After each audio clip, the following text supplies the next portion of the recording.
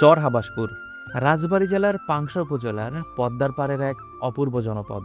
প্রকৃতির নিজের হাতে আঁকা ক্যানভাস, যেখানে আসলেই চোখে পড়ে বাংলার গ্রামীণ জীবনের গল্প। দূর থেকে দেখলে মনে হবে সবুজের এক বিশাল সমুদ্র। চর জুড়ে বিস্তীর্ণ কাশবন, সবুজ ঘাস আর কৃষকের যত্নে গড়ে ওঠা ফসলের ক্ষেত। এখানে মাটির সাথে মানুষের সম্পর্ক যেন আরও গভীর, আরও আপন। চরের বালুমাখা আঁকাবাঁকা পথ ধরে এগিয়ে চলে ঘোড়ার গাড়ি। প্রতিদিন এই গাড়িতে মানুষ যাতায়াত করে নদীর ঘাটে। আধুনিকতার ভিড়ের মাঝেও এখানে এখনও টিকে আছে বাংলার ঐতিহ্যবাহী জীবনযাত্রা।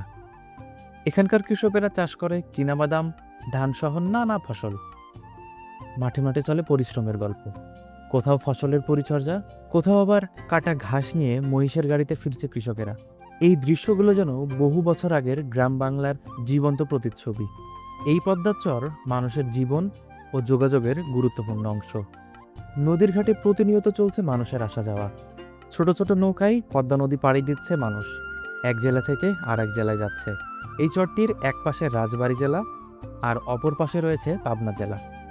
পাখির চোখে দেখা এই বিশাল চর যেন প্রকৃতির এক অনন্য শিল্পকর্ম।